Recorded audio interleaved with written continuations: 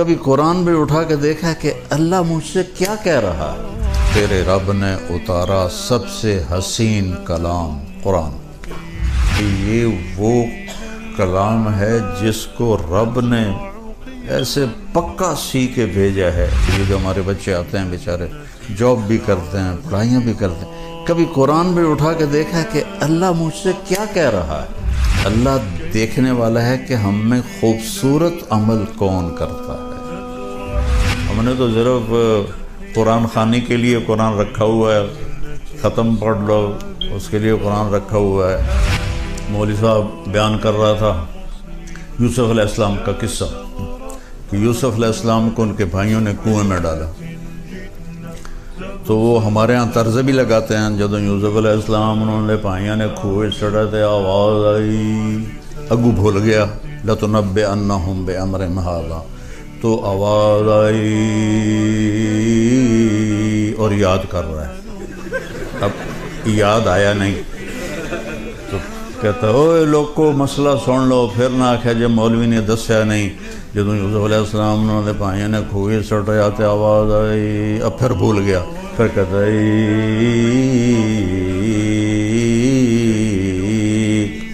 پھر یاد نہیں آیا، کہ جو ہن نہ دسیا تو مینوں لتر پین گے۔ اوے سن لو مسئلہ غور نال سن لو، قرآن بیان کر رہے ہیں، میں کوئی خبراں نہیں سنا رہا ہاں۔ جب یوسف علیہ السلام انہوں نے بھائیوں نے کھوئے سٹیا تے آواز آئی کڑم، آواز آئی کڑم، یہ تو قرآن کے ساتھ ہو رہا ہے۔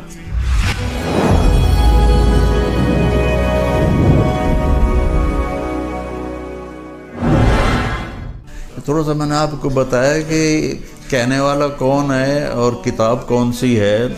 ہم نے تو صرف قرآن خوانی کے لیے قرآن رکھا ہوا ہے، ختم پڑھ لو اس کے لیے قرآن رکھا ہوا ہے، اور ہمارے بیچارے قرآن جیسا مظلوم کم از کم بر صغیر میں تو شاید ہی کہیں ہو، بالکل ان پڑھ خطیب بن کے بیٹھے تقریریں کر رہے ہوتے ہیں۔ مولوی صاحب بیان کر رہا تھا یوسف علیہ السلام کا قصہ، کہ یوسف علیہ السلام کو ان کے بھائیوں نے کنویں میں ڈالا، تو وہ ہمارے ہاں طرز بھی لگاتے ہیں، جب یوسف علیہ السلام انہوں نے بھائیوں نے کنویں چڑھا تے آواز آئی، اگو بھول گیا لَتُنَبِّئَنَّهُمْ بِأَمْرِهِمْ هَٰذَا، تو آواز آئی اور یاد کر رہا ہے، اب یاد آیا نہیں تو کہتا ہے اوے لوگو مسئلہ سن لو، پھر نہ آکھیا جب مولوی نے دسیا نہیں۔ جب یوسف علیہ السلام انہوں نے بھائیوں نے کھوئے سٹیا تے آواز آئی، اب پھر بھول گیا، پھر کہتا ہے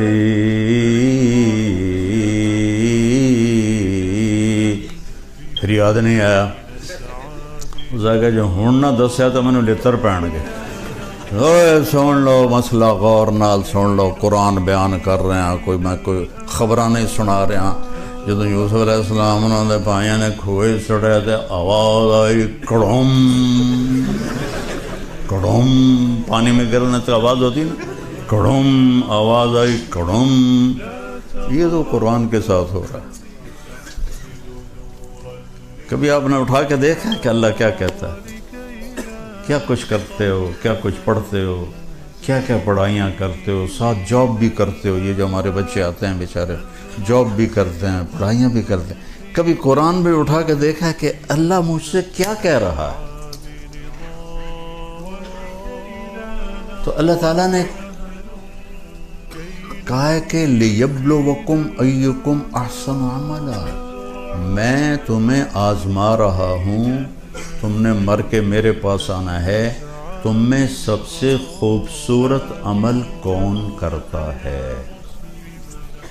یہ نہیں کہا تم میں زیادہ عمل کون کرتا ہے، تم میں خوبصورت، زیادہ خوبصورت عمل کون کرتا ہے؟ صحابہ اتنے عبادت گزار نہیں تھے جتنے تابعین تھے، صحابہ کا اتنا علم نہیں تھا جتنا تابعین کا تھا۔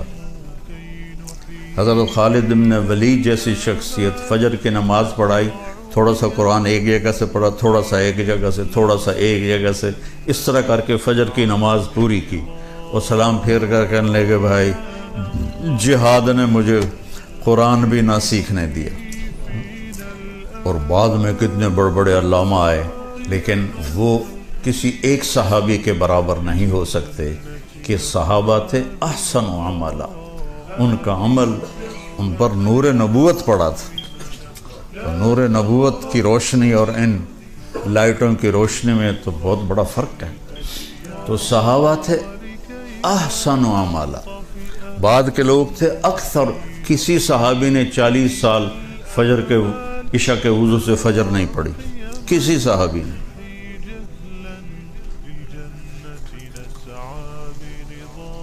تابعین کتنے ہیں جنہوں نے جو عشاء کے وضو سے فجر کی نمازیں پڑھی۔ تو اللہ تعالیٰ ہمیں ہمارا پیپر ہو رہا ہے تو میں خلاصہ کر کے بتا رہا ہوں کہ ہم میں سے زیادہ خوبصورت عمل کون کرتا ہے۔ ایک واقعہ سناتا ہوں۔ تبوک کے موقع پر آپ نے فرمایا چندہ کٹھا کرو۔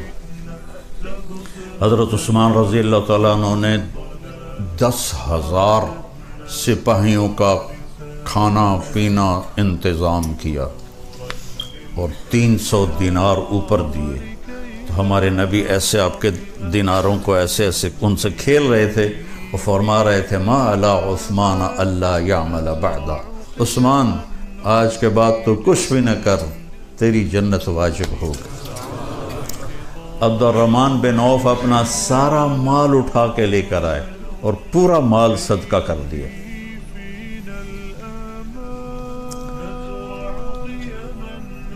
ابو بکر سے حضرت عمر رضی اللہ تعالیٰ عنہ کوشش کرتے تھے آگے نکل جاؤں، کہیں تو آگے نکل جاؤں۔ تو اس موقع پر ابو بکر کے گھر میں غربت تھی اور عمر مالدار تھے۔ کہنے لگے بھائی عمر آج جے تو لے گیا، بازی تک لے گیا، پھر تینوں نہیں لبنا ہے موقع۔ انہوں نے کیا کہ اپنے مال کو آدھا کیا اور اٹھا کے، مثلا سمجھو اتنا بڑا گٹھا اٹھا کے لائے، اتنا بڑا۔ ابو بکر رضی اللہ تعالیٰ عنہ نے چھوٹی سی گٹھڑی اٹھائی ہوئی اور وہ لے کے آئے۔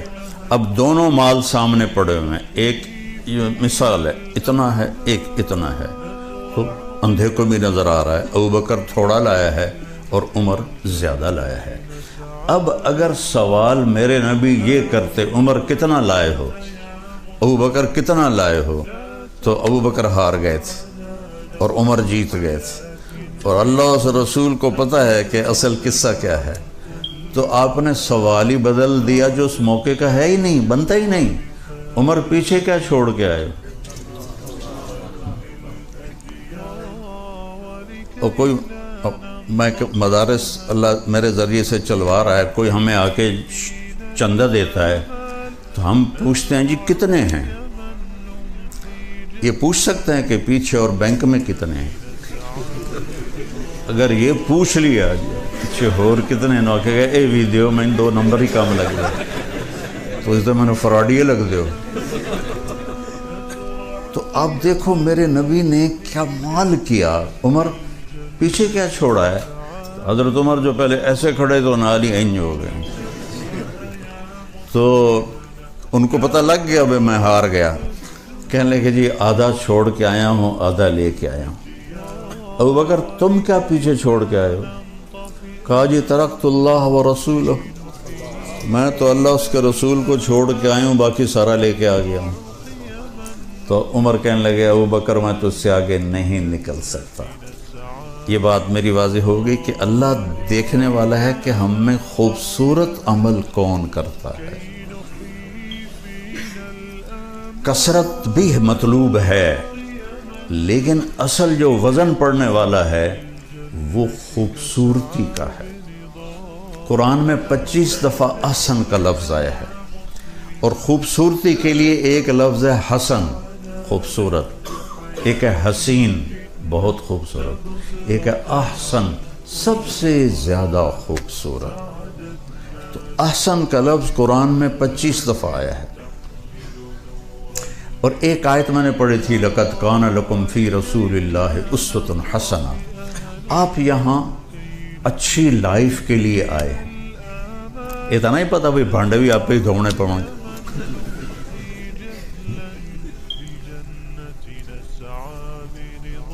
لائف خوبصورت ہو وہ کپڑے گاڑی پیسے کے ساتھ اس کا کوئی تعلق نہیں، چونکہ زندگی اندر ہے باہر نہیں ہے۔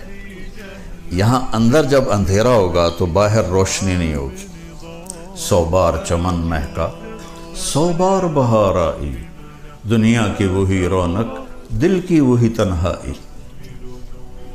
زندگی اندر ہے تو میرے نبی نے فرمایا اگر اپنی زندگی خوبصورت بنانا چاہتے ہو تو مالدار ہونا شرط نہیں، سید قریشی ہونا شرط نہیں، انگلینڈ امریکہ میں رہنا شرط نہیں، غریب ہونا شرط نہیں، بادشاہ ہونا شرط نہیں ہے۔